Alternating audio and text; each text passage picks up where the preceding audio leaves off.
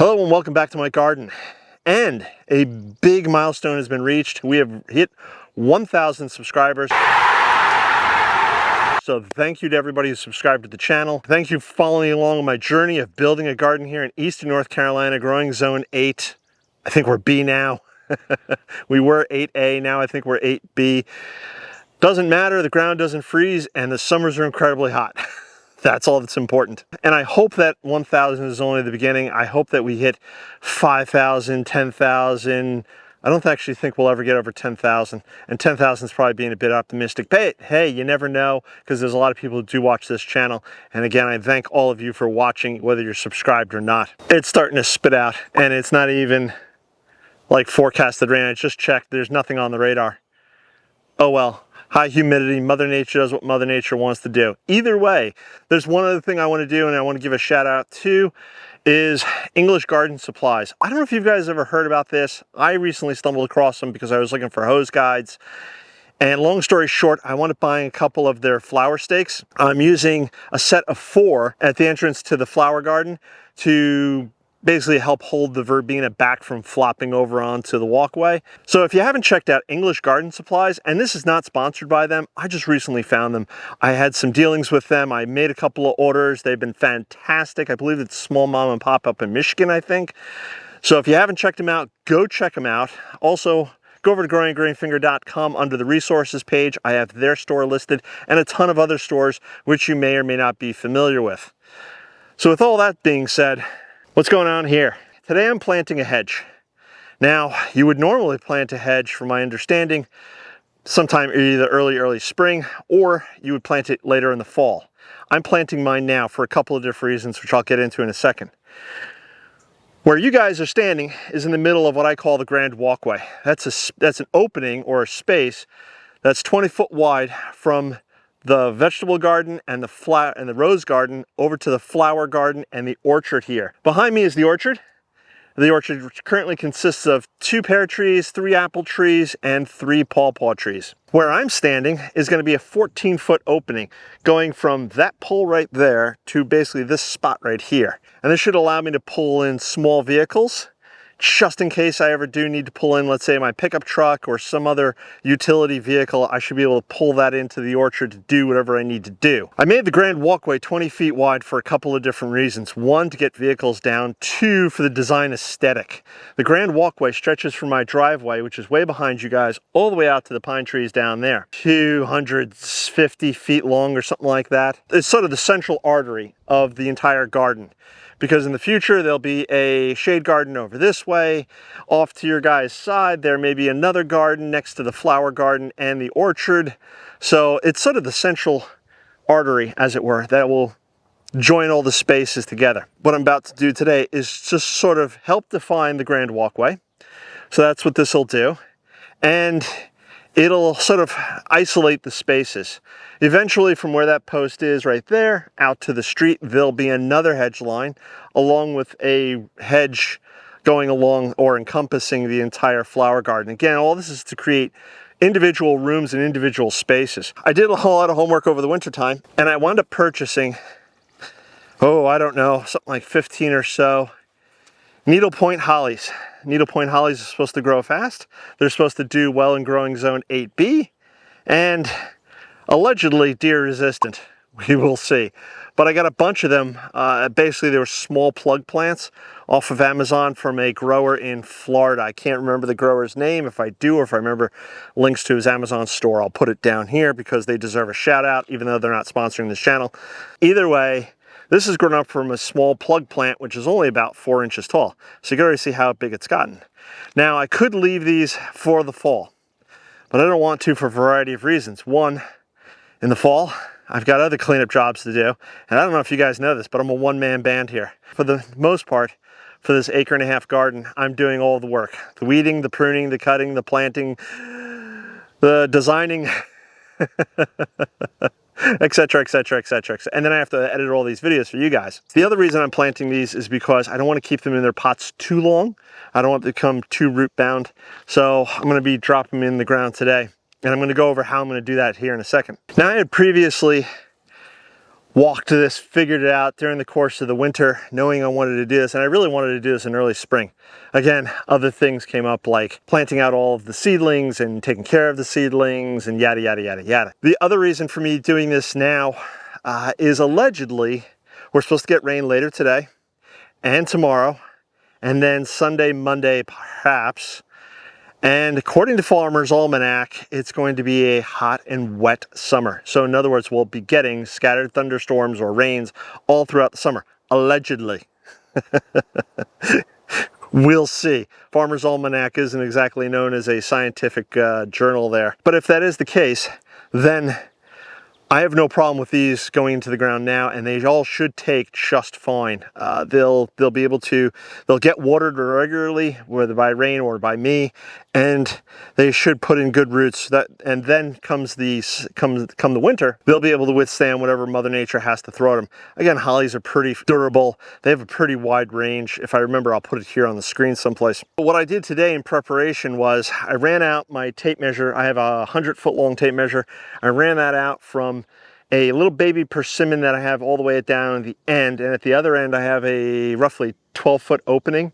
So one side will have a 14-foot, the other side will have a 10-foot opening, and I ran my tape measure from point A to point B and made it as straight as I could, which is fine. This is not an exact science, because as long as I plant my hedges, my bushes on one side of the line, as they grow out to the line, I can always cut them.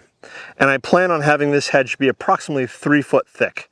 So this is not going to be a thin, narrow hedge, this is going to be a thicker hedge. And that should be good for the wildlife, it should be good for screening, it should be good for numerous other things. What I'm going to do today to drill all these holes is, I have my DeWalt drill here. I believe this is like a right. I got the idea from Laura over at Garden Answer. If you guys don't already follow her, you can check her channel out. Unfortunately, I do not have a 1/2 gallon or 1 gallon or 5 gallon bit for this thing. I only have a 3 or 3.5 inch auger, but that's okay because that's all I need. What I'm going to do is use this to mark out every single hole, and then I'm going to carve around the hole, as it were, with a shovel. So this will make, if I've mentioned this 100,000 times, and I already feel like I'm boring the snot out of many of you, but I've mentioned this before, my ground here is absolutely atrocious. We have 2 to 3 inches of topsoil if we're lucky, and then we have like 6 to 8 inches to a foot, depending upon where in the garden you are, of a heavy, almost sandy clay-like loam, and then we actually have the clay, about roughly, like I said, about anywhere from a foot to 2 feet down. And I used this when I was running all my post holes for my various fences around the vegetable garden and the rose garden, and that's why I only have such a narrow bit here. If I can get the holes started with this guy and then come back with the shovel, I think it'll make easier work. So with that being said, I think I'm going to start right about here, roughly a foot in from the line.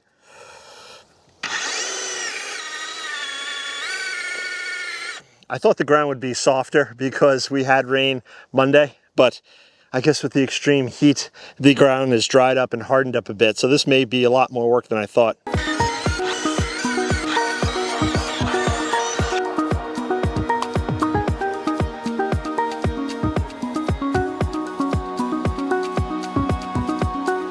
The sky just opened up and I had to rush into the greenhouse with the camera and the drill because electricity, water, and the camera's not weather resistant. That and the camera's about to overheat.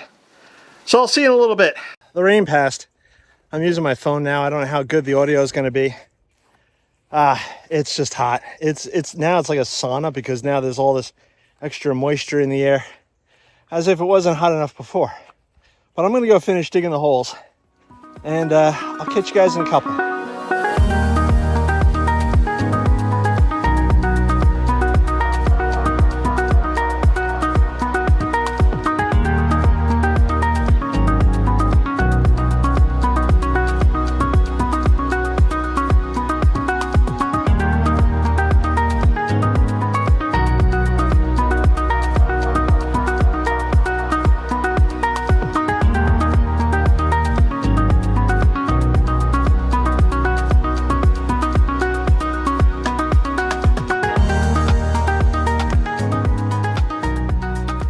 I'm standing here in the shade because it's absolutely too hot. And the sun is coming out a little bit, as you can probably see in the background. But I have all 11 of my shrubs planted now. The one thing I did notice, which was a fear of mine, which turned out not to be true, is that the plants, even though they were putting on quite a bit of growth, were going to get root bound. They're not root bound. None of them were root bound. In fact, a couple of them had very small roots, which is fine. The plants will grow into it. But that concern was right out the window. I don't know if I mentioned this, but those are needlepoint hollies, and they're spaced 7 feet apart approximately. The one that's closest to the main entrance, so let's call it to the orchard, the 14-foot entrance, that one is going to be 5 feet from the trunk to the entrance. But that's okay, I can trim all that, and I can also let it grow out further if I wanted to. The recommended for a hedge for the needlepoint hollies, according to the interwebs, was 7 to 8 feet. I settled on 7, this way they'd grow a little closer, a little faster. And allegedly, theoretically, they put on about 3 foot of growth a year, and I want them to be about 6 foot tall. 4 to 6 feet. I'll figure it out once they start getting to that mark. I'm 5'9", so if they get to about 6 foot, I think that'd be a good height. Now that may wind up being too tall at some point. I don't know, I'll figure that out. If the plants have to survive, that's trick number 1. Plants have to survive and they have to grow. And for the near future, I can mow around them. I'm not doing any sort of fancy mulching, or if I feel I need to do any sort of mulching, because again, the plan is to let them grow out to be 3 foot wide. So once as they get bigger and thicker and fuller, any grass that's beneath them will die off, and if it doesn't, and if it becomes a pain, I could always theoretically do sheet mulching. What I would do with that is just take cardboard, lay it underneath the plants, put mulch on top of that. It would kill off any of the grass that's there. You guys probably all know this. Sometimes I'm saying things and then I'm like, Jason, most of your audience probably already are gardeners. They probably already do garden. They're probably already familiar with a lot of the terms and techniques and things that you do. So I have to remind myself of that. I'm a newbie gardener. If you're a newbie gardener, welcome to the club. Also, if you haven't checked out my community tab page over on the YouTube website, go check that out. I think you could also navigate to it through the mobile. If you guys watching the mobile, go check out the community page. I often post up questions there for you guys. I'll post up some trivia. I'll do some polls. Maybe post up a silly picture of Sophie or me, something along those lines. But go check that community page out. There's always some fun stuff going on there. I try to post up there a few times a week. Again, many of you have done this kind of thing before. Have you ever planted a hedge before? Let me know in those comments below. I am very tired. I don't know if I've mentioned that.